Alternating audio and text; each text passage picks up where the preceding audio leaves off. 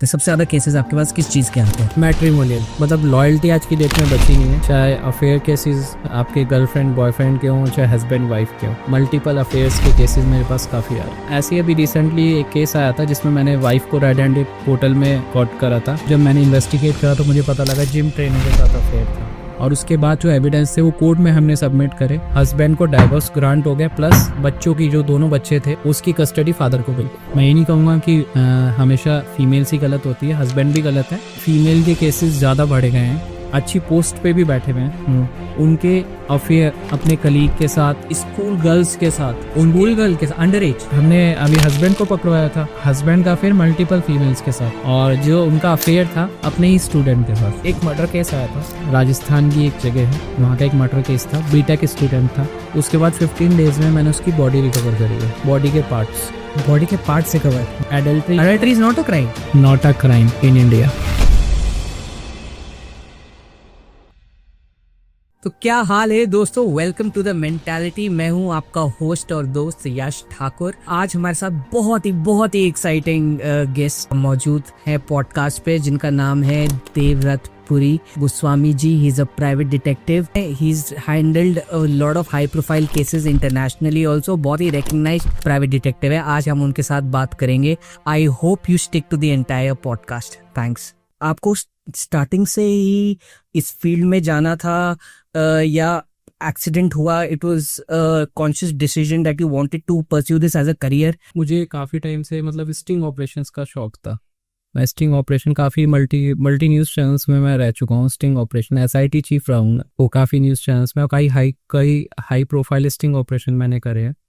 उसके बाद मेरा इंटरेस्ट जागा, मैंने कहा चैनल्स के लिए स्टिंग क्यों करना है, मतलब डिटेक्टिविटी भी। तो आप यूर रिपोर्टर? मैं न्यूज़ में भी रह चुका हूँ। अच्छा, ओके। फिर मैं किसी डिपार्टमेंट में भी था, वो मैं डिस्क्लोज नहीं कर सकता। ओके। उसके बाद मैंने ये स्टार्ट किया। कितना टाइम? मुझे 12 ईयर्स होने को आ रहे हैं, 12 ईयर्स कंप्लीट हो चुके हैं, 13 ईयर चल रहा है डिटेक्टिव फील्ड में। और मेरी मल्टीपल स्टेट में ब्रांचेज है, सिर्फ मैं उत्तराखंड या देहरादून में नहीं हूँ।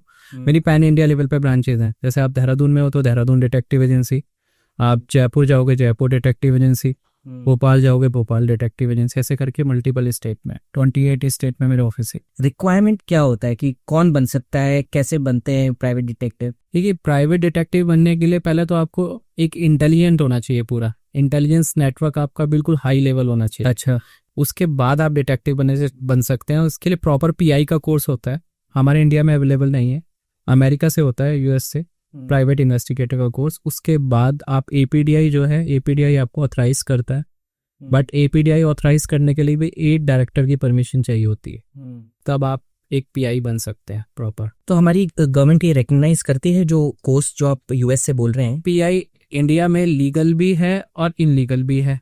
मतलब जस्ट लाइक ये कह सकते हैं कि पुलिस कस्टडी में अगर किसी को मतलब अरेस्ट करके रखा जाता है, आप उसे मार नहीं सकते, मार पीट नहीं सकते, करेक्ट। वो लीगल में भी आता है, इनलीगल में भी आता है, ऐसे PI है PI। बट आज की डेट में पूरा पॉपुलर हो चुका है।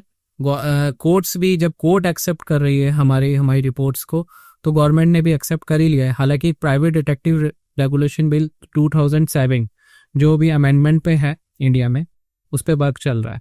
कितना टाइम लगता है ये एक्रेडिशंस वगैरह, जिससे आपने पूरा डायरेक्टर्स की परमिशन? और उसमें तो सालों लग जाते हैं, बट मेरा ऑलरेडी, मैं इस लाइन में रह चुका हूँ, मीडिया में भी रह चुका हूँ, डिपार्टमेंट्स में भी रह चुका हूँ। तो मेरा जो एक IQ लेवल था, मेरा एक इंटेलिजेंस नेटवर्क था, वो बड़ा हाई था। तो उसके बाद तो मुझे PI के लिए ऑलरेडी APDI ने एक्सेप्ट कर लिया था। ऐसा क्या है, why is it so tough to get the licence? Tough इसलिए है कि हर एक बंदा आएगा और कहेगा मैं डिटेक्टिव हूँ, तो नॉट पॉसिबल ना। पहले पूरी चीज़ें रिकॉग्नाइज होंगी उसकी कि वो उस लायक है भी या नहीं। उसके वर्क देखे जाएंगे। मेरे केसेस, मैंने बहुत सारे केसेस सॉल्व करे हैं, चाहे वो मीडिया में रहकर, चाहे डिटेक्टिव फील्ड में रहकर। मोस्ट प्रोबेबल केसेस जो आपके आते हैं, व्हाट आर दोज केसेस जो आपके पास आते हैं? सबसे ज्यादा केसेस आपके पास किस चीज के आते हैं? मैट्रिमोनियल के, मतलब लॉयल्टी आज की डेट में बची नहीं है। चाहे अफेयर केसेस आपके गर्लफ्रेंड बॉयफ्रेंड के हों, चाहे हस्बैंड वाइफ के हों, मल्टीपल अफेयर्स के केसेस मेरे पास काफ़ी आ रहे हैं। तो कितना चैलेंजिंग रहता है? चैलेंजिंग काफ़ी रहता है। कई बार हमें चैलेंजेस फेस करने पड़ते हैं, जस्ट लाइक कि हस्बैंड भी इन्वेस्टिगेशन करा रहा है, वाइफ भी हमारे यहाँ से इन्वेस्टिगेशन करा रही है, बट हम दोनों की प्राइवेसी मेंटेन रखते हैं। क्योंकि एक हमारा एथिक्स है कि हम दोनों की प्राइवेसी लीक नहीं कर सकते। और उसके बाद वो दोनों कोर्ट में जाते हैं, हमारी रिपोर्ट कोर्ट में लेकर, वहाँ पर उन्हें पता लगता है कि सेम डिटेक्टिव एजेंसी से उन्होंने इन्वेस्टिगेशन करवाई। तो what is the scenario like, जो भी पता चलता है, मतलब डू दे फील चीटेड? ऐसा लगता है कि मतलब आपने बताया नहीं, उन्हें भी खुद फील होता है कि मैंने उनकी प्राइवेसी मेंटेन करी है। क्योंकि ना ही देखिए, आप मेरे पास आए हैं, आपको क्या वर्क कराना है तो मैं करके दूंगा जो लीगल होगा, नॉट इनलीगल। जो लीगल वेज में वर्क होगा मैं वही करके दूंगा। तो ये जो केस जो आप बता रहे हैं कि वाइफ ने भी आपको हायर करा एंड हस्बैंड ने भी हायर करा, तो आउटकम क्या रहा फिर? उस आउटकम में वाइफ चीटेड, अच्छा, तो उनका डाइवोर्स। तो when she was in the wrong, उन्होंने हायर ही क्यों करा है फिर? मतलब उन्हें लगा she was in the wrong, उन्हें ये लगा कि वो कुछ एविडेंस इकट्ठे कर ले अपने हस्बैंड के अगेंस्ट, बट ऐसा था नहीं। Husband was clean? हाँ, हस्बैंड उस वक्त तक क्लीन था ड्यूरिंग द इन्वेस्टिगेशन, अब का मुझे पता नहीं। अच्छा, ऐसे अभी रिसेंटली एक केस आया था जिसमें मैंने वाइफ को रेड हैंडेड पोर्टल में कॉट करा था अनदर गाय के साथ। तो उनके 2 बच्चे भी हैं। हस्बैंड ने मुझे हायर करा था, मुझे 3 मंथ्स लगे थे। हस्बैंड उनके टीचर है और अभी ऊपर पहाड़ों पे पोस्टेड है। उन्होंने मुझे हायर करा था, उनकी फैमिली पूरी आई थी मेरे पास कि मेरी वाइफ का अफेयर है, आप कैसे भी ट्रेस करो, हमें नहीं पता किसके साथ है। तब जब मैंने इन्वेस्टिगेट करा तो मुझे पता लगा जिम ट्रेनर के साथ अफेयर था। तो कितना क्लीशे, कितना कॉमन, ये तो मूवीज में भी देखते हैं कि जिम ट्रेनर के साथ, बट जिम ट्रेनर के साथ इतना ही अजीब अफेयर था कि मैंने खुद देखा। मैं जब उनके घर पर गया तो उन्होंने उस अपनी बहू का मतलब वाइफ का रूम दिखाया। रूम जब मैंने देखा, वो रूम इतना बेकार हो रखा था, वहाँ पर पिल्स पड़ी हुई थी, आई पिल टाइप की पिल्स पड़ी हुई थी। ठीक है, अब हस्बैंड का कहना है मेरे साथ तो फिजिकल हुए हुए 3 इयर्स हो चुके हैं। अच्छा, तो ये बिल्स किसके लिए? तो बहुत सारे एविडेंस वहाँ से भी कलेक्ट हुए। फिर हमने जब ऑब्जर्वेशन करी, इन्वेस्टिगेशन करी, तो हमने उन्हें रेड हैंडेड हमने उन्हें होटल में पकड़ा, सुभाष नगर रोड पर, वहाँ पर एक होटल था, उसमें हमने कॉट किया। वहाँ पर पुलिस के साथ गए, प्रॉपर रेड हुई, और उसके बाद जो एविडेंस थे वो कोर्ट में हमने सबमिट करे। कोर्ट ने फिर उसे एक्सेप्ट करा हमारे दिए हुए एविडेंस को। उसके बिहाफ पे हस्बैंड को डाइवोर्स ग्रांट हो गया, प्लस बच्चों की, जो 2 बच्चे थे उसकी, एक बॉय और गर्ल, उसकी कस्टडी फादर को मिल गई। तो ये चीटिंग का मेन जो आप रिपोर्ट बनाते हैं उसमें क्या पता चलता है कि रीजन क्या था चीट करने का? देखिए, रीजन मैं इसमें ना, जो आज की डेट में जो चीटिंग्स हो रही है, मैं ये नहीं कहूँगा कि औरतें ही गलत हैं, मैं ये नहीं कहूँगा बिल्कुल भी। आदमी भी गलत हैं और सभी गलत हैं। गलत क्यों है कि हम शायद अपने पार्टनर्स को टाइम नहीं दे रहे हैं, या हम जो उन्हें पसंद है वो नहीं कर पा रहे हैं। तो एक क्राइटेरिया होता जा रहा है। एक तो वेस्टर्न कल्चर अपना लिया सबने, ठीक है, एक शो ऑफ वाली दुनिया चल रही है, तो उस कारण से ना चीटिंग केसेस बढ़ते जा रहे हैं। फिजिकल इंटीमेसी इतनी नहीं है, सेक्सुअली एक दूसरे को सेटिस्फाई नहीं कर पा रहे, एक वो रीजन है, मॉनेटरी रीजन है, इमोशनल रीजन है, मतलब क्या आपके उसमें एक्सपीरियंस में मेन रीजन क्या रहता है? फर्स्ट नंबर पे फाइनेंशियली, सेकंड नंबर पे इंटीमेसी, थर्ड नंबर पे एक्सपेक्टेशंस जो नहीं चाहिए। जैसे वो अपना मतलब लाइफ स्टाइल चाह रहे हैं अपने पार्टनर से, वो नहीं दे पा रहा पार्टनर। इसमें जनरली कौन गिल्टी होता है? The man is more guilty या the female is more? Both. अच्छा, मैं ये नहीं कहूंगा कि हमेशा फीमेल्स ही गलत होती है, हस्बैंड भी गलत है, मतलब दोनों इक्वल हैं। मोस्टली मैंने देखे इक्वल है, बट मैंने कुछ केसेस में देखा है कि फीमेल के केसेस ज्यादा बढ़ गए हैं। ठीक है, मतलब अननेसेसरी केस करना, अननेसेसरी किसी को मतलब जैसे अफेयर्स में, और उसके बाद फिर उन्हें ब्लैकमेल करना 376 या 377 लगाकर, ये भी केसेस मैंने देखे। क्या होते हैं 376 रेप और 377 केसेस? हाँ, अननेचुरल सेक्स 370 अननेचुरल सेक्स, ये केसेस भी लगाकर वो मतलब ब्लैकमेलिंग शुरू कर रखी है, ये भी देखा है। तो अब बहुत सारे केसेस आ गए हैं। मतलब आप, मैं ये नहीं कहूँगा कि सभी गलत हैं, बट मैंने फीमेल्स के केसेस भी देख लिया। मैं कुछ टाइम से मैं फीमेल्स के केसेस ज्यादा देख रहा हूँ जिसमें फीमेल्स ज्यादा चीट कर रही है। आपको क्या लगता है उसमें क्या क्या क्या रीजन है? मतलब इज दिस, ये शो ऑफ की दुनिया चल रही है, मतलब फाइनेंशियल से लेकर शो ऑफ की पूरी दुनिया चल रही है, जो देख रहे हैं कि अच्छा उसके इतने फ्रेंड्स हैं तो मैं भी अपने फ्रेंड्स बनाऊंगी, पार्टीज, ये सब चल रहा है। इंस्टाग्राम में अपनी लाइफ इंस्टाग्राम के लिए, इंस्टाग्राम पे जितनी रील्स आ रही है आप देखो ना कि कई इन्फ्लुएंसर हैं, कई यूट्यूबर्स हैं जिनकी मल्टीपल वाइफ्स हैं और घर में रह रही हैं। हाँ, तो वो भी तो देख के वो इन्फ्लुएंस हो रहे हैं ना। फॉल्स एक्सपेक्टेशन मैं कहूंगा, जो दिखता है वही लोग सब अडॉप्ट कर रहे हैं, उसके पीछे का उन्हें कुछ नहीं पता। एक फॉल्स प्रिटेंस दुनिया को दिखाने के लिए, फिर उसको मेंटेन करने के लिए, जनरली ये पैटर्न है सबका, या फिर मोस्टली वेस्टर्न कल्चर है। और लेकिन यहाँ देहरादून जैसे शहर में, मैं देहरादून सिटी की बात करूँ, जो मैंने यहाँ और सिटीज़ का सबका अलग अलग है, देहरादून में मैंने यहाँ देखा है कि यहाँ पर फीमेल्स के अफेयर बहुत ज़्यादा बढ़ गए हैं। फीमेल्स के अफेयर ज़्यादा बढ़ गए हैं। उसे अफेयर सिर्फ नॉट इंटीमेसी, मतलब अफेयर घूमना फिरना, एंजॉय करना लाइफ को, वो ज़्यादा देख रहा हूँ मैं। लाइफ में कुछ भी करने के लिए, बाहर जाने के लिए, मेरे को मूवी देखने जाना है, किसी के साथ भी जाऊँ मैं, पैसे खर्चे होते हैं, पार्टी करने जाना है, घूमने फिरने जाना है, कभी कभार ये लगता है कि मेरे को यहाँ से प्यार नहीं मिल रहा है या यहाँ से एक्सपेक्टेशन नहीं मिल रही है, मैं यहाँ पे इसका टाइम नहीं वेस्ट करूँगा, मैं किसी और के साथ करूँगा। तो पैसे का वेटेज, हस्बैंड तो अपनी मेहनत कर ही रहा है ना, वो जितनी सैलरी उसे मिलेगी बेचारा वो तो उतने में ही सर्वाइव करेगा ना। हाँ, लेकिन कई हस्बैंड भी बहुत गलत है। हस्बैंड को भी मैं देख रहा हूँ कि यहाँ पर देहरादून में, अब मैंने अभी तक फीमेल्स की बात कही तो अब हस्बैंड की भी बात मैं आपको बताता हूँ। कुछ अच्छी पोस्ट पे भी बैठे हुए हैं, उनके अफेयर अपने कलीग के साथ, उनके अफेयर स्कूल गर्ल्स के साथ, स्कूल गर्ल के साथ, अंडर एज उनके अफेयर, मतलब ये सब 18+ ऐसे इस टाइप से उनके अफेयर ऐसे मैंने देखे हैं यहाँ पर देहरादून में, वो भी मल्टीपल। अच्छा। और वो लड़कियां भी इसलिए जा रही हैं कि उन्हें भी मतलब अपने पार्टी वार्टी, उनके पैसे, मतलब उनके एक पॉकेट मनी, इनके अपने पूरे हो रहे हैं खर्चे। एंड इनकी क्या, जब आपके पे कैसे ऐसे केसेस आते हैं, उनकी क्या साइकोलॉजी रहती है, वो क्या मेजर मोटिवेशन क्या रहता है उनका, why do main do this, उनका क्या मोटिवेशन है? मेन टारगेट होता है, अगर हस्बैंड वाइफ को टाइम नहीं दे रही है या वाइफ हस्बैंड को टाइम नहीं दे रहा, तो वहाँ डाउट क्रिएट हो जाता है। फोन वगैरह चेक होना, वो आपस में पहले चेक कर लेते हैं अपने फ़ोन, ठीक है, एक दूसरे के, रात को जैसे सोए में अपने उनका फ़ोन चेक कर लिया, फिर उसमें उन्हें कुछ डाउट क्रिएट हो गया, हाँ अच्छा अफेयर है। अब अफेयर है तो एविडेंस चाहिए, वो हमारे पास आते हैं एविडेंस कलेक्ट करने। उसके बाद कोर्ट का काम होता है, हम एविडेंस कलेक्ट करके देते हैं, ऑब्जर्वेशन करते हैं, ऑब्जर्वेशन के बाद हम एविडेंस देते हैं, उसके बाद वो कोर्ट में जाते हैं, आगे काम होता है कोर्ट का। और देखिए, हम किसी के प्राइवेट प्लेस पे नहीं जा रहे हैं, जो पब्लिकली हो रहा है।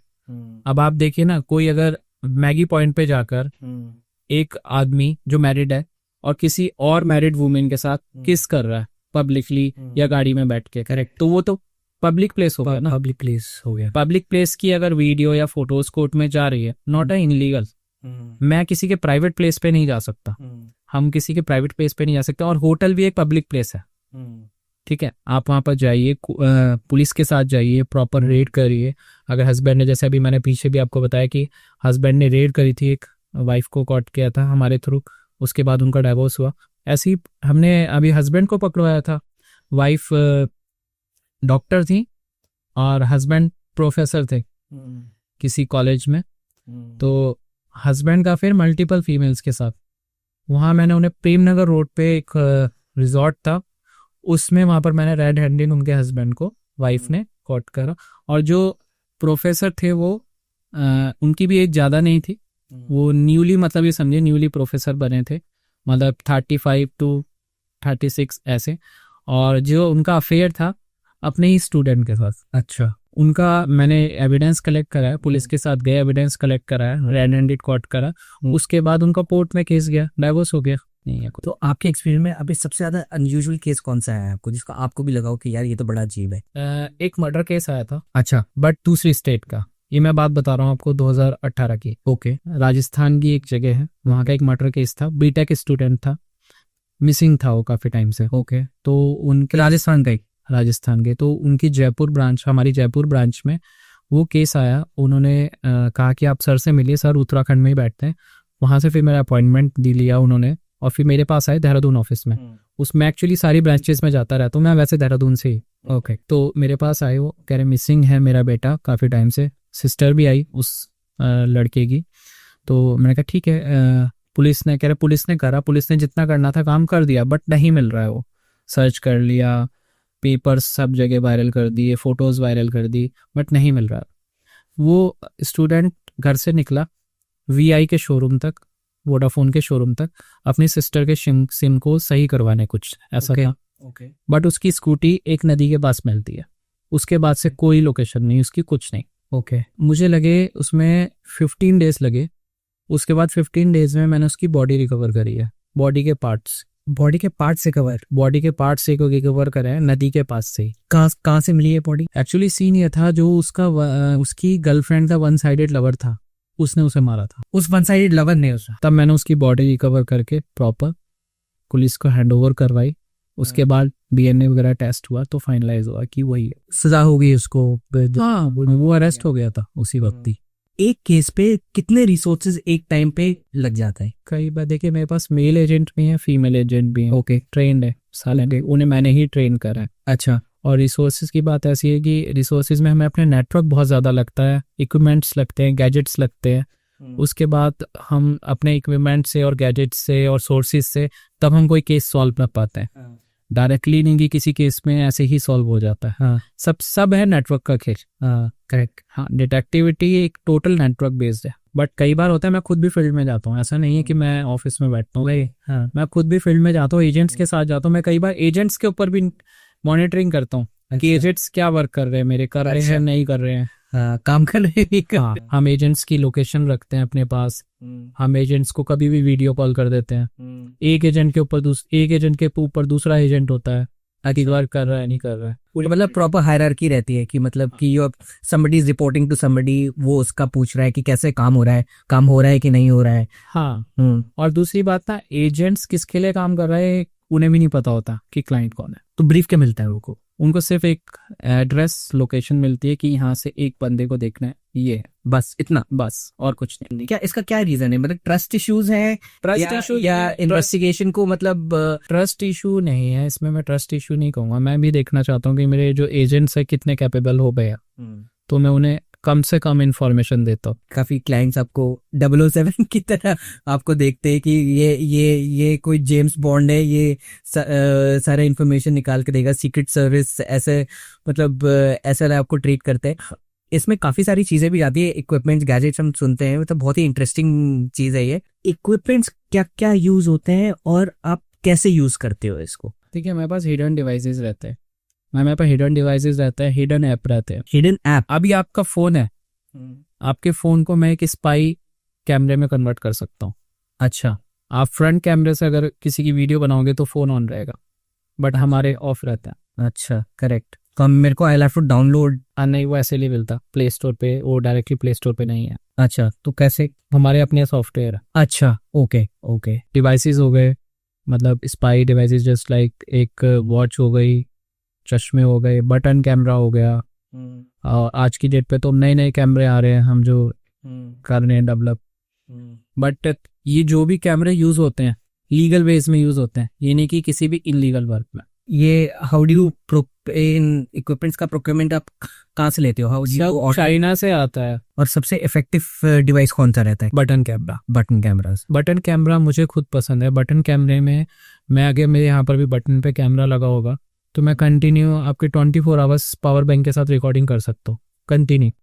अब एक 24 आवर्स से एक कैमरा रिकॉर्ड कर रहा है तो फिर वो स्पाई कहाँ रहा, वो तो एक सीसीटीवी हो गया ना। इसी चीज पे मैं ऐड करके बोल रहा हूँ कि कितना टेक्नोलॉजी का कितना बड़ा हाथ है इन्वेस्टिगेशन में। टेक्नोलॉजी आज की डेट में एडवांस होती जा रही है और उसके लिए हमें भी एडवांस होना पड़ रहा है और टेक्नोलॉजी की नीड हमारी बढ़ती जा रही है। हाइपोथेटिकली मतलब मैं एक क्लाइंट हूँ, मैं आपके पास आया हूँ कि मेरे को किसी पे स्पाई करवाना है, मेरे को शक है कि एक्स्ट्रा मैरिटल अफेयर मेरी वाइफ का चल रहा है, ठीक है?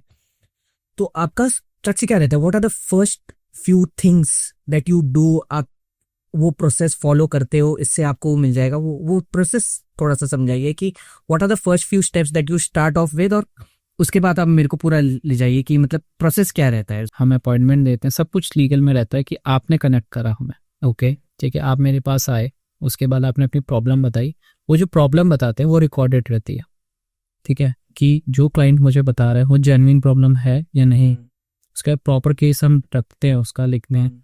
उसके बाद हम डिसाइड करते हैं कि क्या हो सकता है, टीम से बात करते हैं। फिर हम आपको एक प्रपोजल मेल करते हैं कि इसमें इतना एक्सपेंसेस आएगा प्लस जीएसटी के साथ, राइट।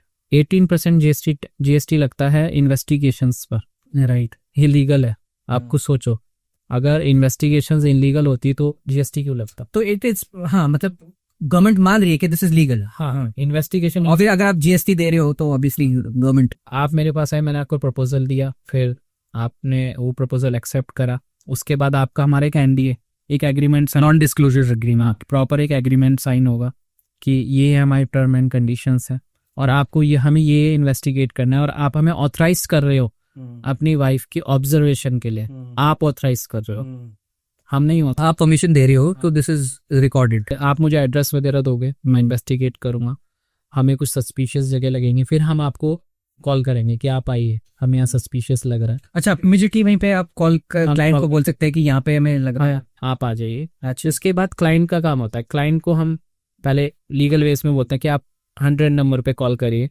प्रॉपर पुलिस को बताइए कि भाई मेरी वाइफ दूसरे बंदे के साथ या होटल या प्राइवेट प्लेस पर है, आप मेरे साथ चलिए, कुछ भी मिसहैपनिंग हो सकती है, वो वायलेंस हो जाए या आप वायलेंस हो जाए या थर्ड पर्सन जो है वो वायलेंस हो जाए, तो पुलिस के साथ आप जाएंगे, फिर वहाँ पर रेड हो चाहे जो भी चीज़ हो पूरी रिकॉर्डेड रहेगी, फिर आप वो एक एविडेंस बनाएंगे, ठीक है, वो कोर्ट में जाएगा।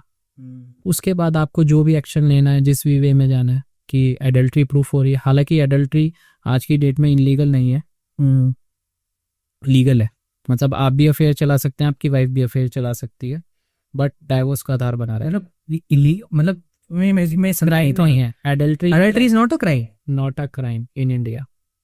एडल्ट्री अब क्राइम नहीं रहा इंडिया में, कुछ टाइम पहले तक था। But then how do you come to, अगर किसी को, फिर मैंने भी अगर चलो कराया या कि मेरी वाइफ ने भी अगर कराया, हाइपोथेटिकली सेइंग, बट अगर मेरे को डिवोर्स चाहिए तो उसका तो प्रेमिस ही फिर खत्म हो गया ना, तो ऑन बेसिस कोर्ट ये बोलता है adultery not a crime but divorce का आधार बना रहेगा, डाइवोर्स ले सकते हो आप उस पर, बट वो क्राइम नहीं है, सिर्फ आप बुक नहीं हो गया, हाँ, आपको बुक नहीं कर सकते under whatever section, but divorce ले सकते हो आप। यूएस में एडल्ट्री है क्राइम? यूएस में एडल्ट्री क्राइम नहीं है, वहाँ यूएस में भी एडल्ट्री क्राइम नहीं है। चीटिंग पार्टनर तो देखो सब हर जगह चल रहा है, चाहे फॉरेन कंट्री हो चाहे इंडिया हो। How do you stay one step ahead कि मेरे को हाँ ये बात पता चल जाए, मैं अगर वहाँ पे जाऊंगा अच्छी प्रोबेबिलिटी है कि मेरे को कुछ मिल सकता है वहाँ से? देखिए, अगर मुझे आपकी वाइफ की इन्वेस्टिगेशन करनी है तो पहले तो मैं एक पूरा डे प्लान जानूंगा कि क्या रहता है, पॉइंट्स देखूंगा कि कहाँ कहाँ पॉइंट्स पे हो जाते हैं, फिर वहाँ नेटवर्क देखूंगा कि वहाँ पर हमारे लोकल सोर्सेज जैसे कोई रेस्टोरेंट हो गया, कोई होटल हो गया, वहाँ पर सोर्सेज की वहाँ से हमें कनेक्ट हो कि हमें पता लगे कि वो यहाँ पर डेली आती है या हर दूसरे दिन आती है या नहीं आती हैं, रजिस्टर मेंटेन है या नहीं है, वहाँ से हम इंफॉर्मेशन गैदरिंग करते हैं। तो ये माइन्यूट चीज़ें वो आप ऐड करके, कई बार मैंने कई केसों में देखा कि मतलब 17 18 एजेंट लगे हैं, और एक केस के लिए केस में कई बार हमें जल्दी चाहिए होती हैं चीज़ें, या हमें वो लगता है कि वहाँ सस्पिशियस है चीज़ें, कोई हाई प्रोफाइल भी आता है, कोई कॉम्प्लिकेटेड भी आता है, कोई मतलब अलग ही है, मतलब केसेस की मतलब इन्वेस्टिगेशन की दुनिया है बिल्कुल ही अलग है। क्या ऐसी एथिकल बाउंड्रीज हैं जो आप क्रॉस नहीं करते हैं? अगर आपको कोई प्रोबेबल क्लाइंट आपको मिलता है और बोलता है कि मेरे को ये करना है, आप बोलते हैं कि ये नहीं कर सकता हूँ, this is where I draw the red line. कई बार मेरे पास क्लाइंट आते हैं कि आप मेरे हस्बैंड की CDR निकाल दीजिए, CDR कॉल डिटेल्स, ओके हाँ, बट कॉल डिटेल हमारे पास ना कोई एक्सेस है, ना हम निकाल सकते हैं, ना हम ऑथराइज्ड है, और वो इनलीगल है। दूसरा, कई बार क्लाइंट्स आते हैं ये कहते हैं, जैसे बॉयफ्रेंड आया कि भाई मेरी गर्लफ्रेंड के साथ ब्रेकअप हो गया और मुझे उसके मतलब फोटोज चैट्स वगैरह वायरल करनी है, अच्छा, आप मेरे उसमें हेल्प कर दीजिए, हम वो भी मना कर देते हैं। अच्छा, ये भी केस आते हैं? हाँ, ये भी केस आते हैं मेरे पास, हम उसके लिए भी मना कर देते हैं, ये तो इनलीगल हुआ ना, हाँ, ये तो प्राइवेसी के अगेंस्ट हुआ। हाँ। कई बार ये आता है कि आप जैसे मेरी वाइफ है, आप मेरी वाइफ के मतलब कोई भी प्रूफ क्रिएट कर दीजिए, या मेरे हस्बैंड के प्रूफ क्रिएट कर दीजिए, प्लान कर दीजिए, हाँ प्लान कर दीजिए, वो भी नहीं। तो इन सब में कोई लीगल रिस्ट्रिक्शन है? Are there any legal restrictions to keep in mind while investigating somebody? हम किसी के पब्लिक प्लेस पे नहीं जा सकते, प्राइवेट प्लेस पे नहीं जा सकते, पब्लिक प्लेस पे जा सकते हैं। जैसे आपका घर हो गया, मैं आपके घर में एंटर नहीं कर सकता एज ए डिटेक्टिव, लेकिन अगर घर के अंदर की इन्फॉर्मेशन चाहिए फिर क्या उसमें नहीं मैं घुस सकता अंदर, उसके लिए तो मैं क्लाइंट को बोलता हूँ आप अंदर से अपने आप हैंडल करिए। पुलिस भी आप देखें ना, पुलिस भी किसी के घर में तो है ना घुसती है। मैट्रिमोनियल हो गया या चीटिंग पार्टनर केसेस हो गए, चीटिंग पार्टनर चाहे गर्लफ्रेंड बॉयफ्रेंड हस्बैंड वाइफ या LGBT कम्युनिटी में कोई भी केसेस, ठीक है, तो हर एक में अफेयर अगर होगा तो जाहिर सी बातें मिलेंगे तो आप उसमें एविडेंस कलेक्ट होगे और वो कोर्ट में लगेंगे। कोर्ट का तो कहना ये है कि आप एविडेंस लेके आइए, करेक्ट, हाँ, कोर्ट हमारे एविडेंस एक्सेप्ट करता है। जब भी कोई क्राइम होता है, कुछ होता है, फर्स्ट रिस्पॉन्डर्स हम किसको समझते हैं? पुलिस। आप कोलैबोरेट कैसे करते हैं? मतलब कि आपको भी उन पे उतना ही ट्रस्ट होना चाहिए, उनको भी आप पे इतना ट्रस्ट होना चाहिए, एंड ट्रस्ट का, क्योंकि ये सब ट्रस्ट का ही खेल है कि मतलब आप कुछ चीज इन्फॉर्मेशन मांग रहे हो, आप कोलैबोरेट कर रहे हैं, या शायद से वो कभी आपसे हेल्प मांगते होंगे, तो एक कोलैबोरेशन कैसे रहता है, क्या डायनामिक रहता है आपका पुलिस का? कोलैब हमारा रहता है, पुलिस अपने में कैपेबल है, उत्तराखंड पुलिस भी अपने में कैपेबल, करेक्ट, ठीक है, उसमें मैं बिल्कुल भी शक नहीं रखूँगा। उत्तराखंड पुलिस अच्छे से वर्क करती है, बहुत सही वर्क करती है। बट कई बार होता है कि जैसे जस्ट लाइक मैं एक केस आपसे डिस्कस करूँगा, वो अखबारों में भी आया था कि एक एक्स IAS, मतलब प्रमुख सचिव थे और IAS थे, वो प्रमुख सचिव यूथ उत्तर प्रदेश के, वो मिसिंग थे। फैमिली वालों ने रिपोर्ट करी कि वो मिसिंग थे, हमने ट्रैक करा उन्हें, पुलिस ने हमसे कोलैब करा उस वक्त। मैं आपको केस बता रहा हूँ 2018 का, उमा शंकर नाम था उनका IAS का, ठीक है, आप तो नहीं रहे हो, तो कोलैब करा। तो हमने इन्वेस्टिगेट करा कि पहले वो ऋषिकेश में थे, तपोवन में, वहाँ पर एक लेडी के साथ, लेडी ने उन्हें ट्रैप कर रखा था कि जिससे वो उनका पैसा पूरा हथिया ले, ठीक है। तो हमने पूरा जो उन्होंने ट्रैप कर रखा था उसको पूरा इन्वेस्टिगेट किया। हमें फिर ट्रैक हुआ कि वो आपके बसंत विहार थाना क्षेत्र में है। हमने पुलिस को प्रॉपर फोन करा, पुलिस ने हमारे साथ कोलैब करा, क्योंकि नोएडा पुलिस भी इसमें इन्वॉल्व थी, दिल्ली पुलिस प्रॉपर इन्वॉल्व थी इसमें, तो उन्होंने कोलैब करके हमारी हेल्प ली। और उस वक्त हमने वो जो प्रमुख सचिव थे, हमने उन्हें ट्रैक करवा के उस लेडी से प्रॉपर घर वालों से मिलवा दिया। बट हमें बाद में पता लगा कि वो दोनों मैरिज करके रह रहे थे, मतलब उनकी एज बहुत ज़्यादा थी, बट उसने इनलीगली मैरिज कर ली थी लड़की, औरत ने, जानबूझ के, सिर्फ पैसे के लिए। तब उस वक्त पुलिस ने हमारी प्रॉपर हेल्प ली है, तभी जाके वो रिकवर हुआ है। अच्छा, हाँ, बट एक खुद सोचिए ना, अब एक प्रमुख सचिव, एक्स प्रमुख सचिव। What are the general misconception that people have about private detectives? Private detective पे काफ़ी लोग अब ट्रस्ट करते हैं, बट कुछ लोग इलीगल भी वर्क कर रहे हैं एज ए प्राइवेट डिटेक्टिव के नाम पे। इलीगल वेबसाइट चल रही है, उस कारण से ट्रस्ट जो है डगमगा जाता है क्लाइंट्स का भी। तो सबसे पहले आपको अगर कोई एक रजिस्टर्ड डिटेक्टिव देखना है, लाइसेंस्ड, जिसके पास मेंबरशिप हो APDI की, association of professional detective and investigators in India, जिसने प्राइवेट डिटेक्टिव रेगुलेशन बिल 2007 अपना पार्लियामेंट्स में रखा है वो भाई, ठीक है। तो उसके अकॉर्डिंग आपके जो लॉज ये कहते हैं, हमारे जो एथिक्स के वो है उसमें APDI के बिल में, कि आप अगर किसी का मतलब कोई क्लाइंट है, उसकी पहले प्राइवेसी रखो पूरी। अब आपने मुझसे हाई प्रोफाइल केस पूछा, मैंने आपको नहीं बताया, मैं नहीं बता सकता, मैंने किसी भी क्लाइंट का नाम नहीं बताया, मैंने सिर्फ वही केसेस बताए जो अखबारों में आए हैं। करेक्ट, ठीक है। आप मुझे कुछ भी बोलेंगे, मैं किसी भी क्लाइंट को किसी की प्राइवेसी कभी भी नहीं दिखाता।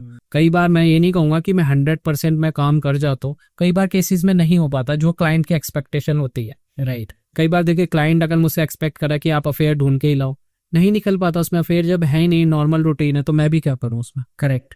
तो वहां पर लोगों को लगता है नहीं, आप ट्रस्टवर्दी नहीं हो, आप सामने वाली पार्टी से मिल गए हो, खुद देख। अच्छा, ऐसे भी बोलते हैं क्या? ऐसे भी बोलते हैं, आप सामने पार्टी बदल ली आपने पार्टी बदल ली कि आप सामने वाली पार्टी से मिल गए हो और आप तभी एविडेंस नहीं लेके आ रहे हो। मैंने कहा मैडम आप देखिए, या सर आप ये देखिए, आप देखिए ना मेरा वर्क कैसे हुआ। या आप खुद फिर उस वे में मैं क्या करता हूँ, खुद क्लाइंट को अपने साथ लेके जाता हूँ इन्वेस्टिगेट करने, कि आप मेरे साथ चलो, मैं 3 दिन प्रॉपर उन्हें अपने साथ रखता हूँ, आप देखो आपको कुछ मिला इसमें, हम खुद दोनों इन्वेस्टिगेट कर रहे हैं, मेरे एजेंट्स भी लगे, मैं कुछ मिला। How does someone reach someone like you? देखो, मैंने अभी तक जो मेरे पास क्लाइंट्स की कॉल आई है, मैं उसका अपना एक्सपीरियंस शेयर कर रहा हूँ। पहली बात देखो, मैं JD पे, जस्ट डायल पे नंबर 1 हर एक स्टेट में। अच्छा, फर्स्ट पोजीशन आपको भी पता है कि ऐसे नहीं मिलती है, करेक्ट। गूगल पे फर्स्ट, गूगल SEO पे फर्स्ट, हर एक जगह मेरा फर्स्ट, मुझे सेकंड रहना पसंद ही नहीं है, राइट। एक होता है ना एक कि आपको सेकंड रहना ही नहीं है, तो हर जगह फर्स्ट। तो वहाँ से वो कनेक्ट करते हैं हमें, उसके बाद वो पूरा मेरे बारे में स्टडी करते हैं। मैंने अपने सर्टिफिकेट्स, अपने लाइसेंस सर्टिफिकेट, अपने कंपनी का CIN से लेकर अपना इनकॉर्पोरेशन सर्टिफिकेट, सब मैंने पब्लिकली डाल रखा है। कोर्ट में भी जो एम्प्लॉयज़ होते हैं, कई बार मुझे रेफर कर देते हैं कि नहीं आप वहाँ पर जाइए, आपको वहाँ से एविडेंस मिल सकता है। या लॉयर्स मुझे रेफर कर देते हैं, लॉयर्स जितने भी यहाँ पर मुझे रेफर करते हैं कि आप एविडेंस कलेक्ट करिए। क्योंकि देखिए, कोर्ट भी तभी चलता है, या पुलिस भी किसी के ऊपर केस तभी दर्ज कर पाती है कि जब एविडेंस होता है। एविडेंस के ऊपर ही बेस्ड और हर एविडेंस कलेक्ट कर करेक्ट करेक्ट। हम आप ये कह सकते हो मैं एविडेंस कलेक्टर है। बात तो सही है कि मतलब कुछ भी प्रूव करने के लिए एविडेंस तो चाहिए ही होता है। कई बार देखिए मेरे एजेंट्स जैसे इन्वेस्टिगेट कर रहे होते हैं तो उनके एक्सीडेंट भी हो जाते हैं। एजेंट्स के हाँ, एजेंट्स की जैसे किसी को इन्वेस्टिगेट कर रहे हैं, कहीं पर जा रहे हैं, बाहर जा रहे हैं, ठंड हो रही है, बारिश हो रही है, कुछ भी हो रहा है, हमें कोई मतलब नहीं है। आपके वर्किंग स्टाइल में और पुलिस के वर्किंग स्टाइल में कुछ सिमिलैरिटीज हैं या डिफरेंस होता है? कुछ परसेंट सिमिलैरिटी रहती है। लाइक वो भी इन्वेस्टिगेट, जैसे पड़ोसी से पूछना, इन्वेस्टिगेट करना कि आप इनके बारे में बताइए। जैसे मान लीजिए कोई अपराधी है जैसे, ठीक है, अब उसे दूसरे स्टेट की पुलिस ढूंढ रही है, ठीक है, अब वो बार बार यहाँ पर आके जा चुके कि लोकल पुलिस से भी कनेक्ट कर लिया उन्होंने, बट वो नहीं मिला। लेकिन वो मान लीजिए वो आता है रात को, वो अपने घर में एंटर करता है रात को, लेट नाइट। अब लेट नाइट तो पुलिस नहीं जाएगी ना वहां पर। अब लेट नाइट हम अपना नेटवर्क यूज करते हैं कि हमें पता होता है कि वो इस टाइम पर आता है, तब हम पुलिस को इन्फॉर्म करते हैं, फिर पुलिस के साथ हम जाते हैं। पुलिस का एक माइंडसेट होता है कि अगर पुलिस कुछ पूछताछ करने गए, लोग देखे घबरा जाते हैं, राइट, एंड वो फिर बता देते हैं जो भी है कि अब जो भी पुलिस ने पूछा हो तो उनके माइंड साइकोलॉजिकल हो जाता है ना, पुलिस पूछ रही है कुछ सीरियस होगा, अब जो भी है सच सच बता देते हैं। जब सेम चीज एक प्राइवेट डिटेक्टिव कुछ इन्फॉर्मेशन पूछने आता है, उसकी क्या प्रोबेबिलिटी रहती है कि कोई दूसरा बंदा उसको सही इन्फॉर्मेशन, वो how does that dynamic work? जैसे मान लीजिए मैं आपके पड़ोस में आया, मुझे आपके बारे में पता करना है, एसजी का क्या है मतलब, ठीक है, मैं डायरेक्ट ये नहीं बोलूंगा एसजी का क्या है, मैं पहले बोलूंगा अरे अच्छा मैं रूम चाहिए था यहाँ पर, तो ये सामने वाले पर्सन का क्या है, इनका क्या, अच्छा इनके रूम मिल जाएगा क्या, तो मिलेगा नहीं मुझे लग रहा है। फिर वहां से हम इंफॉर्मेशन गैदरिंग करना शुरू करते, मतलब बात गोल घुमा के, मतलब यही तो होता है डिटेक्टिव जो वर्ड्स निकाल सके। It's a very high risk. आधी इंफॉर्मेशन तो पुलिस को नहीं देते, डर के कारण कह दो, आप कुछ भी कह दो, बट पुलिस कई बार वो वाला पैटर्न भी यूज करती है, विदाउट एड्रेस जाती है या अपने सोर्सेज अपने खबरियों को भेजती है, ठीक है, इंफॉर्मेशन गैदरिंग करने। कई बार देखते हैं। आप क्या एडवाइस करेंगे if somebody wants to get into this field, तो what is that one piece of advice that you would probably give them? देखिए, अगर आपको डिटेक्टिव बनना है तो पहले तो आपका IQ बढ़िया होना चाहिए, आपको पता होना चाहिए कैलकुलेशन की। मान लीजिए ये पेंटिंग टंगी है, पेंटिंग का मतलब क्या है, कहाँ से आई है, पूरा हर लॉजिक पता होना चाहिए आपको। ऐसे नहीं कि आप डायरेक्टली आप अपने आप को डिटेक्टिव बोलने लगे, आपको हर चीज ऑब्जर्व करनी है कि ये बंदा खड़ा है, क्यों खड़ा है, कितनी देर हो गई, ये बंदा यहाँ क्यों आया, ठीक है, ये गाड़ी कहाँ की है, क्या है, गाड़ी नंबर क्या है, वो गाड़ी का जो कोड है इस डिस्ट्रिक्ट का है, कौन सी डिस्ट्रिक्ट का है। तो बहुत ही मतलब आपको माइन्यूट सी माइनर इन्फॉर्मेशन भी डिटेक्टिव के लिए बहुत बड़ी चीज होती है। हमारे लिए तो एक बाल भी बहुत बड़ा एविडेंस होता है। मेरे पास जैसे कॉर्पोरेट केसेस आते हैं, अब मैट्रिमोनियल्स की काफी बात होगी, कॉर्पोरेट के मैं आपको बताता हूँ और टेक्निकल पॉइंट्स बताता हूँ। कॉर्पोरेट केसेस में क्या आता है कि कोई प्रोडक्ट डुप्लीकेट आता है, ठीक है, और मल्टीनेशनल कंपनियां, मैं बिना नाम लिए बताऊंगा, मल्टीनेशनल कंपनियां हमें हायर करती है कि आप काउंटरफिट करिए, तो उसमें काउंटरफिट इन्वेस्टिगेशन होती है कि उस प्रोडक्ट की डुप्लीकेसी पहले पकड़िए, उसका एविडेंस कलेक्ट करिए, फिर पुलिस के वो हमें ऑथराइज कर देते हैं, वो हमें एक पावर ऑफ टर्नी दे देता है कंपनी के बिहाफ पे। फिर उसके बाद जाके हम वहाँ पर रेड करवाते हैं, प्रॉपर वो माल जब्त करवाते हैं प्रॉपर, क्योंकि आपको पता है हर चीज़ का डुप्लीकेट आ रहा है, चाहे क्लोथ ब्रांड ले लो, चाहे फूड ब्रांड ले लो, हर चीज़ का डुप्लीकेट आ रहा है। तो वहाँ पर भी हमें मतलब इन्वेस्टिगेट करना होता है। आप IQ की बात करें तो वहाँ पर हम, आपको ये नहीं पता, मैंने कई मल्टीनेशनल कंपनियों में देखा कि डुप्लीकेट उन्होंने मेरे सामने रखा और ओरिजिनल सामने रखा, मैं खुद नहीं पहचान पाया। तो इतना हाईटेक हो गया लोग। कॉर्पोरेट केसेस में दूसरे स्टेट का एक केस था, उसमें क्या था कि जो एक प्रोडक्ट था, ब्यूटिशियन का एक प्रोडक्ट था, ठीक है, तो वो प्रोडक्ट डुप्लीकेट बन रहा था। तो कंपनी ने हायर करके वो डुप्लीकेट प्रोडक्ट आप ट्रेस करो कहाँ कहाँ है, किन किन पॉइंट्स। करेक्ट, हमने वो पॉइंट्स ट्रेस करे कि इन पॉइंट्स पे अवेलेबल है। हम प्रॉपर वहाँ एज ए कस्टमर गए, हमने माल भी उससे परचेज करा, फिर उसे लैब टेस्ट करवाया। अच्छा। फिर हमने जाके प्रॉपर रेड करी। रेड करने के बाद हमारे पास अधिकारियों का फोन आ जाता है ऊपर से कि आप ये रेड कैसे करवा रहे हो, या लोकल पॉलिटिशियंस का। बट हमने कहा कि देखिए ये तो इनलीगल है ना, अब वो तो इनलीगल कर ही रहे, बट फिर भी हमने वो रेड करी, हमने प्रॉपर एक्सपोज करा और अखबारों में भी आया। प्रेशर काफी रहा मेरे ऊपर कि नहीं आप इसे रेड को रोको, आप मत करो, आप कुछ पैसे ले लो, आप शांत हो जाओ। हमने मना कर दिया डायरेक्ट, क्योंकि हम अपनी फीस में खुश है। हमारी जो फीस जो जीएसटी के साथ मिलती है हम उसमें खुश हैं। तो कोई कट नहीं चाहिए। कोई कट नहीं चाहिए, एक्स्ट्रा भी नहीं चाहिए, डोनेशन भी नहीं चाहिए। ठीक है। कॉर्पोरेट में बैकग्राउंड चेक भी आते हैं। आज की डेट में कोई कंपनी या कोई भी ऑर्गेनाइजेशन अपने एम्प्लॉयज रखती है तो पहले मेरे से इन्वेस्टिगेशन कराती है। ये थर्ड पार्टी की मैंने भी सुना है। जो मेरी ऑर्गेनाइजेशन थी कि नेम टाइप्स में था मैं, तो मतलब उनका थर्ड पार्टी वेरिफिकेशन होता है कि वो थर्ड पार्टी को देते हैं, वो बैकग्राउंड चेक कराते हैं, वो है। सो आर जो थर्ड पार्टी होती है, आर दे ऑल्सो प्राइवेट? वही थर्ड पार्टी प्राइवेट डिटेक्टिव होता है। अच्छा, वो प्राइवेट डिटेक्टिव होता है। और प्राइवेट डिटेक्टिव क्या करता है, आपका अगर आप किसी का बैकग्राउंड चेक करना है, उसका क्रिमिनल रिकॉर्ड, उसका एड्रेस वेरिफिकेशन, नेबर स्टेटमेंट। आज की डेट में तो नेबर स्टेटमेंट भी मांग रहे हैं हमसे कि नेबर इस कैंडिडेट के बारे में क्या बोल रहे हैं या उनकी फैमिली के बारे में क्या बोल रहे हैं, या कोई केसेस तो नहीं चल रहे हैं। हम क्रिमिनल रिकॉर्ड भी डाटाबेस से सर्च करते हैं। और प्लस उनका सिविल स्कोर क्या है, कोई फाइनेंशियल फ्रॉड तो नहीं कर रखा, ये सारा प्रॉपर एक रिपोर्ट में लेते हो उनसे, तब जाके। और ड्रग टेस्ट भी होते हैं। अब तो जो बाहर की कंपनियां हैं यूएस वगैरह की जो इंडिया में वर्क कर रही है, वो ड्रग टेस्ट करवाती है। वो प्रॉपर एक किट आती है, हमारे पास भी अवेलेबल होती है वो, तो उससे ड्रग टेस्ट करते हैं हम उस कैंडिडेट का। पहले हम अपनी इन्वेस्टिगेशन करते थे और लास्ट में ड्रग टेस्ट करते हैं कि उसे पता लगे कि हम इन्वेस्टिगेट कर चुके हैं ऑलरेडी।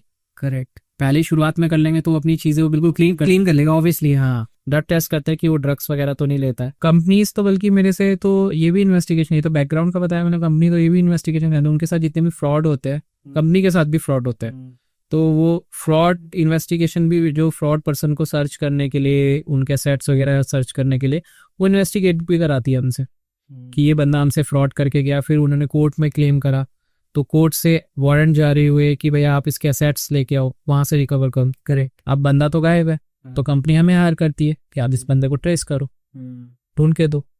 हम ढूंढ के देते हैं। जैसे कोई सेलिब्रिटीज वगैरह हैं, ये सेलिब्रिटीज भी ये मैं आपको अभी अगर मैं आपको बताऊं ऑन कैमरा, सेलिब्रिटीज भी हायर करते हैं डिटेक्टिव्स को। और सिर्फ वो पार्टनर्स की लॉयल्टी चेक करने के लिए नहीं करते हैं, वो इसलिए भी हायर करते हैं कि अपना, जैसे वो किसी के साथ डील करने जा रहे हैं, वो कंपनी इतनी कैपेबल है या नहीं, कि वो फाइनेंशियल उनका बेयर कर पाएगी या नहीं, ये भी इन्वेस्टिगेशन कराते हैं सेलिब्रिटीज। ब्रांड कोलैबोरेशन कर रहा है। हाँ, ब्रांड पिच कर रहा है, तो ब्रांड के लिए उसको, ब्रांड हो गया, कोई मूवी के लिए हो गया, तो वो उनकी भी इन्वेस्टिगेशन कराते हैं कि ये फाइनेंशियली हमें कितना सपोर्ट करेगा या नहीं करेगा, इनके पास फाइनेंस है, अवेलेबल नहीं है, कहीं बैंक करप्ट तो नहीं है, कई लोगों से पैसे उधार तो नहीं लेके बैठे हुए। ये सब भी इन्वेस्टिगेशन करवाते हैं सेलिब्रिटीज, होते हैं हमारी ब्रांचों में।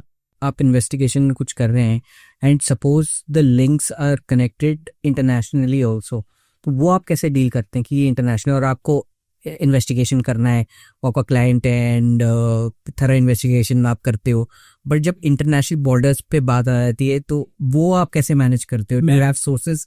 मैं वहां पर भी इन्वेस्टिगेट कर सकता हूँ। एसवीडीआई जो है, association of professional detective and investigator in India, एक है वार्ड है वर्ल्ड एसोसिएशन डिटेक्टिव, मैं उसमें भी हूँ। और वर्ल्ड एसोसिएशन, आप उसके पार्ट कैसे हुए? एपीडीआई के थ्रू। एपीडीआई के मेंबर, मतलब उसका कोई क्राइटेरिया होता है उसका? मैंने यूएस से तो ऑलरेडी कर ही रखा है बीआई का कोर्स, तो मैं वहां पर वार्ड का मेंबर बन सकता हूँ अगर मेरे पास पीआर का सर्टिफिकेट है। ओके, अब मैं कोई भी केस होता है तो मैं अभी सर्च करूँ, जैसे सपोज करिए कि मुझे कैलिफोर्निया में इन्वेस्टिगेशन करानी है किसी क्लाइंट के लिए, हाँ, मैं वहाँ सर्च करूंगा, वहाँ लोकल इन्वेस्टिगेटर जो है मेरा ये वार्ड में जुड़ा हुआ, मैं उससे बात करूंगा कि आप पीआर करके ये करके दो, ये बार वो करके देगा। और एक तो बात है, पूरा नेटवर्क जुड़ा हुआ है हमारा, इंटरनेशनल नेटवर्क भी मैं खुद करता हूँ। मैं दुबई में भी इन्वेस्टिगेशन मैंने खुद करी है कहीं जाकर। हाउ इज उसके बारे में बताइए थोड़ा, हाउ डज दैट वर्क? एक क्लाइंट था यूएस से, ठीक है, तो फॉरेनर क्लाइंट था, उसकी एंगेजमेंट हुई थी एक लड़की के साथ, वो ऋषिकेश आया था, ठीक है। अब उसने हमें हायर किया, आप ऋषिकेश में इन्वेस्टिगेशन करो, ठीक है। हमने ऋषिकेश में इन्वेस्टिगेशन, यहाँ ऋषिकेश से कहानी शुरू हुई। ऋषिकेश में हमने इन्वेस्टिगेशन करी, ऋषिकेश में हमने उसके जितने एविडेंस कलेक्ट करने थे कर दिए। और वो जो क्लाइंट था बाहर का, उसने क्या, वो भी बहुत हाई प्रोफाइल था, मतलब वो एक सेलिब्रिटी मान लो आप उसे, सेलिब्रिटी लेवल का। तो फिर उसके बाद क्या करा उसने, जब हमने इन्वेस्टिगेशन किया तब हमने ऋषिकेश में, जब हमें पता लगा कि वो तो किसी और बंदे के साथ आई हुई है, वो भी फॉरनर है, दोनों फॉरनर, बोथ आर फॉरनर्स, हमने उनकी इन्वेस्टिगेट करी, उनकी फोटोज वगैरह जो भी लेनी थी हमने एविडेंस कलेक्ट किए।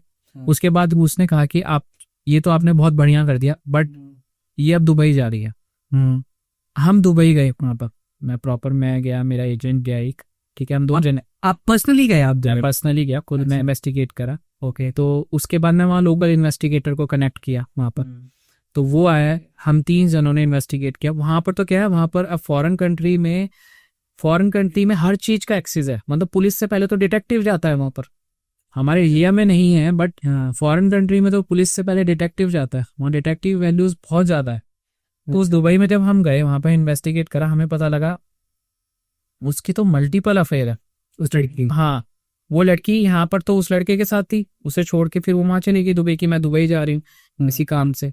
दुबई में किसी और के साथ? हाँ, वहां पर किसी और के साथ। हाँ। वहां इन्वेस्टिगेट करा हमने, वो रिकॉर्ड करा, अभी हमने क्लाइंट को दिया। हाँ। बट क्लाइंट ने कहा कि ठीक है, आप 2 दिन और वेट करो, मैं खुद आ रहा हूँ वहां पर दुबई में।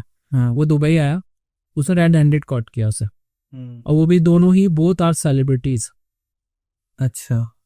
अभी बाहर पब्लिकली न्यूज तो आई नहीं, और हमारा एनडीए साइन था तो हम डिस्क्लोज नहीं कर सकते। कई केसेस मैंने आपको, अगर मैं आपको भी उसे डिस्क्लोज करूं तो एक चैलेंज और बताऊंगा मैं आपको। एक केस में, बहुत इंटरेस्टिंग केस है। हाँ जी। देहरादून का एक बैंक मैनेजर था। हाँ जी। अब नहीं है यहाँ पर, बैंक मैनेजर था, उसकी वाइफ भी बैंक में थी। Okay, same bank? हाँ, नहीं, अलग बैंक। अलग बैंक, ओके। एक प्राइवेट, एक गवर्नमेंट। अच्छा। तो वाइफ ने हमें हायर किया, 3 मंथ्स हुए थे उनकी शादी को, हाँ। कि मेरे हस्बैंड का अफेयर है, आप ढूंढ दो। ठीक है, हमने ढूंढा। उसने कहा कि वो ना दिल्ली जाने वाला। अब हस्बैंड, पहले ये डिसाइड हुआ था कि हस्बैंड जो दिल्ली जाएगा वो जाएगा बाई कार, वो पहले डिसाइड हुआ था। ओके। लेकिन भी बाद में पता लगा नहीं, उसने तो ट्रेन का टिकट कर लिया। अब हमारे सामने चैलेंजेस फेस, हमने दिल्ली की जो टीम थी, अपनी दिल्ली के एजेंट थे, तो बता दें कि उन्हें अलर्ट कर दिया था कि दिल्ली गाड़ी से आएगा। अब वो ट्रेन से जा रहा था कि हाँ, हमने 2 एजेंट ट्रेन से भेजे उसके साथ पीछे पीछे। अच्छा। सडनली हमने टिकट करा, ठीक है, अब आपको ही पता है टीटी वगैरह से आराम से टिकट मिल ही जाते। तो टिकट करा, फिर हम उसमें बैठ गए, हमारे एजेंट्स दोनों। इधर से मैं और मेरी टीम गाड़ी में, कि ये जा कर रहा है, हमें पता लगा वो बरेली जाता ट्रेन से। हाँ, और उसका अफेयर अपने जोनल ऑफिस की एक सीनियर एम्प्लॉय के साथ। अच्छा। उसका अफेयर। अब हमने क्लाइंट को बताया कि ये तो यहाँ पर आ रखा है। वो वहां पर अप्रोक्स पहुंच गया था 11:30 के आसपास, लेट नाइट 11:30-12 के आसपास, ठीक है, इवनिंग में बैठा था, वो पहुंच गया था वहां पर।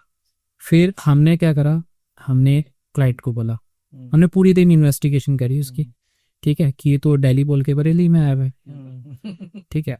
अब उसने अपने काम भी निपटाए, उसका जोनल ऑफिस भी वहीं था। मैं ही नहीं कहूँगा पूरे दिन भर उसने अय्याशी करी, वो काम भी करे उसने, ठीक है। तो उसके बाद हमें पता लगा कि उसने अलग रूम जहाँ पर लिया था होटल, उसने वो चेकआउट करके दूसरा होटल ले लिया। ये कोई लॉजिक हमें समझ में नहीं आया। अच्छा। क्लाइंट ने कहा कि ठीक है, हम आते हैं। क्लाइंट हमारे पास पहुंचे 3:30 रात के अप्रोक्स, मॉर्निंग के 3:30-4 बज रहे होंगे।